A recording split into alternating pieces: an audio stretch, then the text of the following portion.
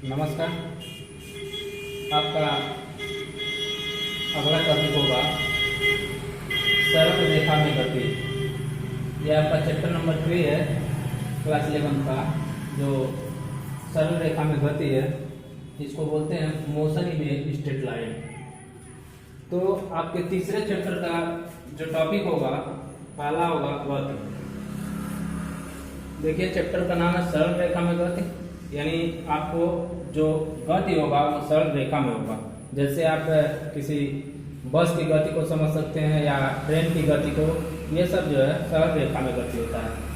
तो उसी चैप्टर में जो हमारा टॉपिक है गति देखते हैं क्या होता है। इसको मोशन बोलते हैं। यदि किसी वस्तु की स्थिति किसी संदर्भ बिंदु के सापेक्ष समय के साथ परिवर्तित हो रही हो तो वह गति अवस्था में होगी, यानी वह गति कहलाता है।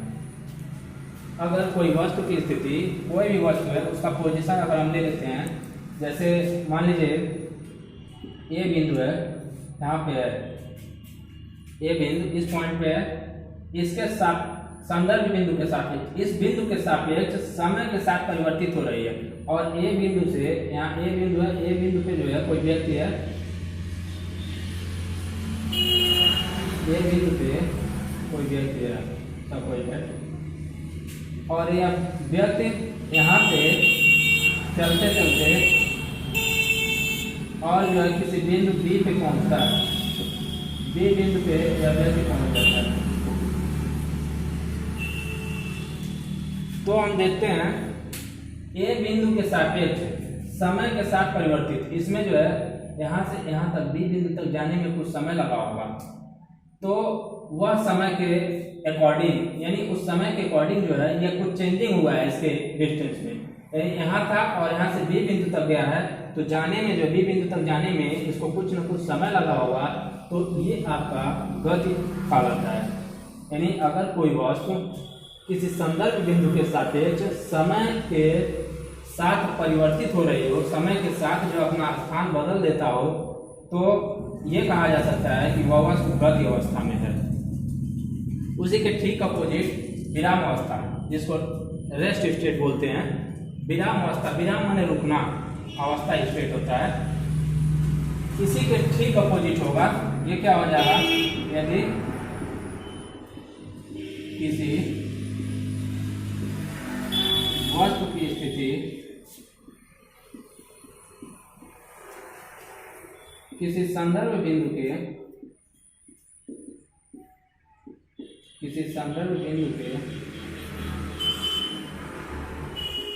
सापेक्ष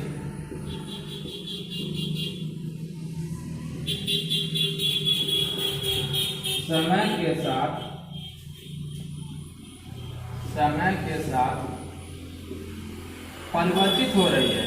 यहाँ पे होगा अपरिवर्तित हो रही हो, अपरिवर्तित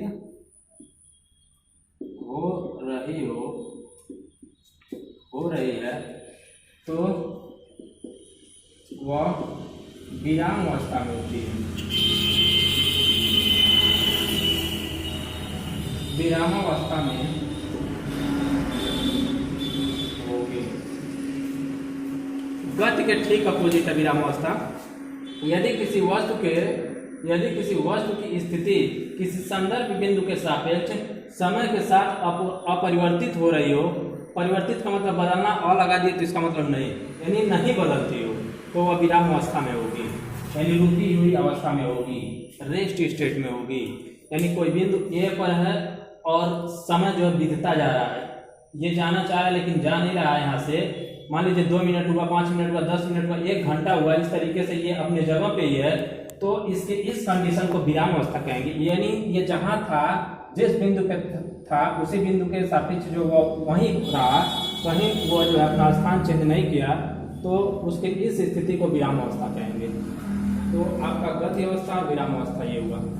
आते हैं अगले टॉपिक पे, पथ की लंबाई, यानी पथ लंबाई, जिसको आप दूरी भी बोलते हैं, डिस्टेंस बोलते हैं। लेंथ, पथ की लंबाई को लेंथ बोलेंगे, और उसी को दूरी भी कहते हैं, जिसको हम डिस्टेंस बोलते हैं।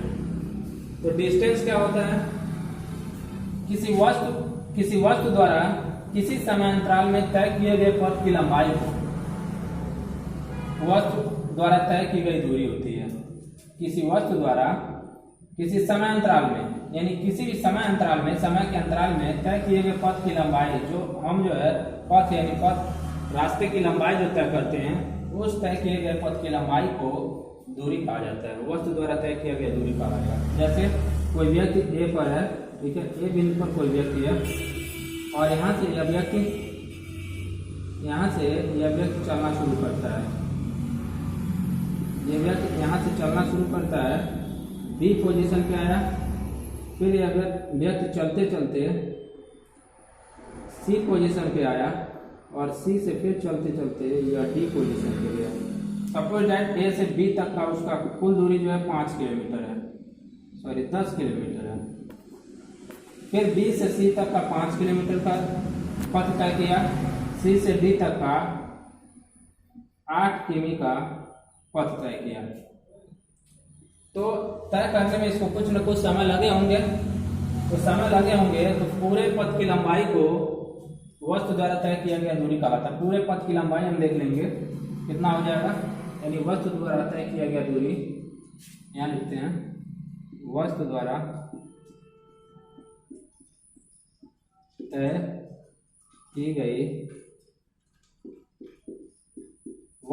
तय की गई दूरी कितना हो जाएगा आपका, 10 किलोमीटर चला है, 5 और 8, यानी हो जाएगा 10 किलोमीटर, 5 किलोमीटर और 8 किलोमीटर। आप जोड़ देंगे, कुल पथ की लंबाई कितनी हो जाएगी, 10 5 15, 15 और 8 कितना हो जाएगा, 20 3 23 किलोमीटर।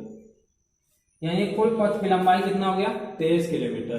तो यही इसका इस वस्तु द्वारा तय किया गया दूरी होगा। यानी कोई व्यक्ति जो ए से बी सी और डी तक आया है, तो डी तक जितना पथ का लंबाई तय किया है, यही इसका क्या हो जाएगा, दूरी हो जाएगा। दूरी एक अदिश राशि होती है। ये क्या होती है, अदिश राशि होती है, यानी इसमें कोई दिशा नहीं होती है। अदिश राशि, दूरी क्या है, अदिश राशि होती है। अदिश और सदिश जो है आप क्लास 9 में पढ़े होंगे। अदिश का मतलब ऐसी राशि होती है जिसमें दिशा नहीं होती है, जैसे दूरी हो गया, क्षेत्रफल हो गया, ये सब अदिश राशियां होती हैं, आप क्लास 9 में पढ़े हैं। और सदिश राशि का मतलब ऐसी राशि जिसमें दिशा और परिमाण यानी मात्रा दोनों होता है, उसको सदिश राशि कहते हैं। जैसे आप विस्थापन पढ़ेंगे, वेग पढ़ेंगे, ये सब जो है सदिश राशि में आएंगे। तो दूरी इसमें जो है कोई दिशा नहीं होता है। देखिए यहाँ पे ऐसे जो है किसी और दिशा में गया है, फिर बी से सी तक किसी और दिशा में गया, सी से डी तक किसी और दिशा में गया।